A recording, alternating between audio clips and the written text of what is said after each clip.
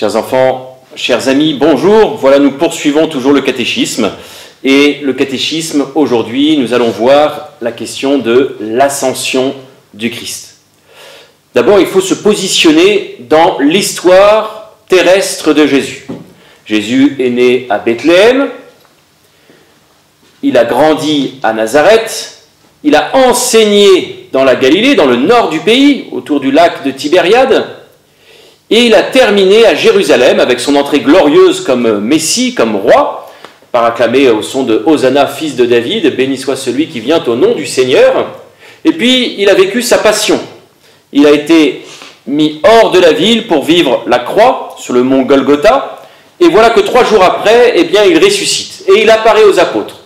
C'est les premières apparitions du Christ ressuscité aux apôtres qui, fort de cette résurrection, eh bien, commencent véritablement à croire en la vie éternelle, à croire véritablement que la vie est toujours plus forte que la mort n'est rien. Et voilà que, justement, eh bien, Jésus, pendant 40 jours, qui te rappelle un peu justement les 40 jours passés au désert, les 40 jours de carême aussi, les 40 ans, pardon, passés au désert, et puis, au bout de 40 jours, Jésus va vivre l'ascension du Seigneur. Alors je t'invite, pour cette séance, à ouvrir ta Bible aux Actes des Apôtres. Aux Actes des Apôtres, hop, j'y suis, Actes des Apôtres, et de lire du verset 1 à 11 du chapitre 1. Il est important que tu puisses connaître un peu cette Bible, que tu puisses apprendre à retrouver un texte de la Bible. Donc voilà, d'ouvrir ta Bible, et si tu as besoin d'aide, tu peux toujours te faire aider de tes parents, au chapitre 1 de l'Acte des Apôtres.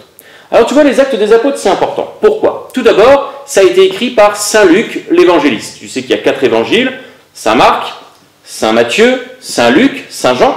Et Saint Luc, il a écrit un évangile où il raconte l'histoire de Jésus, de l'annonce, si tu veux, de Jean-Baptiste, de la naissance de Jean-Baptiste, à la mort du Christ. Et même avec l'ascension, la résurrection, puis l'ascension. Tu vois, ça c'est tout l'évangile de Saint Jean qui raconte l'histoire de Jésus. Et puis, les Actes des Apôtres, si tu veux, c'est un peu la saison 2. C'est le tome 2 de Luc.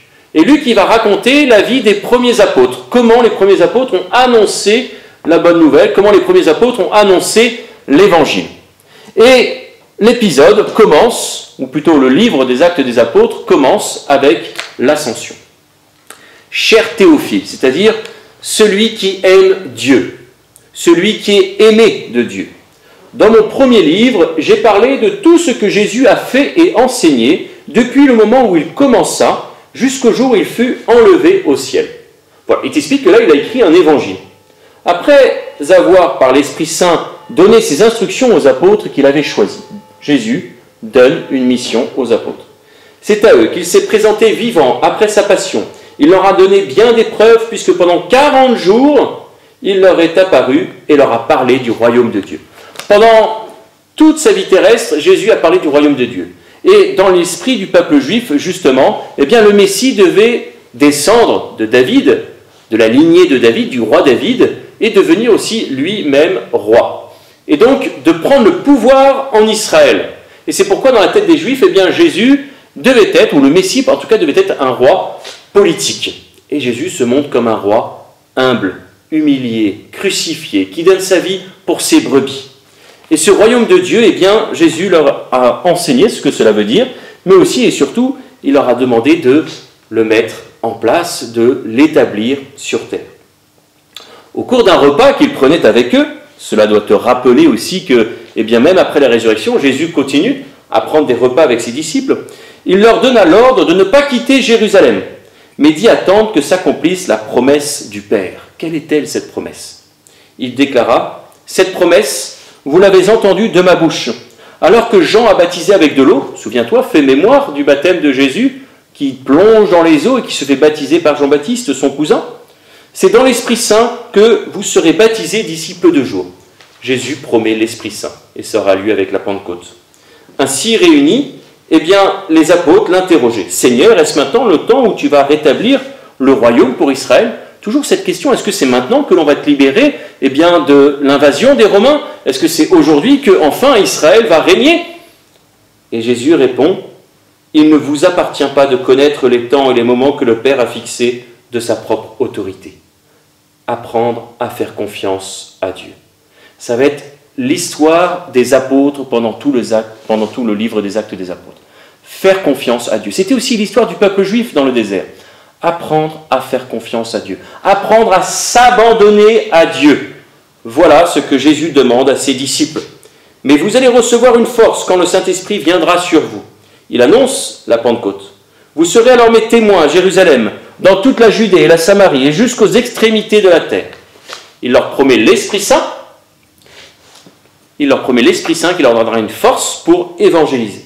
Après ces paroles, tandis que les apôtres le regardaient, il s'éleva et une nuée vint le soustraire à leurs yeux. Et le Christ ressuscité s'élève dans les cieux et disparaît aux yeux des disciples.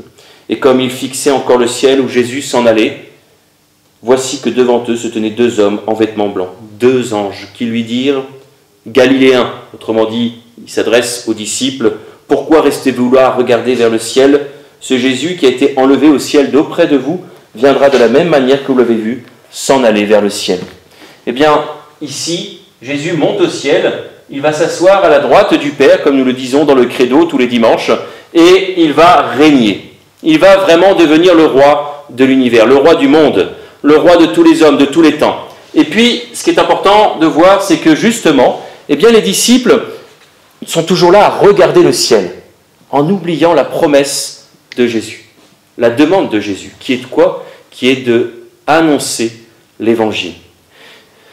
Et ses yeux fixés, le Christ qui monte au ciel, c'est de voir comment Jésus, eh bien, qui s'est abaissé pour prendre notre humanité, eh bien, monte au ciel pour élever l'homme. Tu vois, Dieu se fait homme pour que l'homme se fasse Dieu. Et c'est à l'ascension que l'on découvre cela.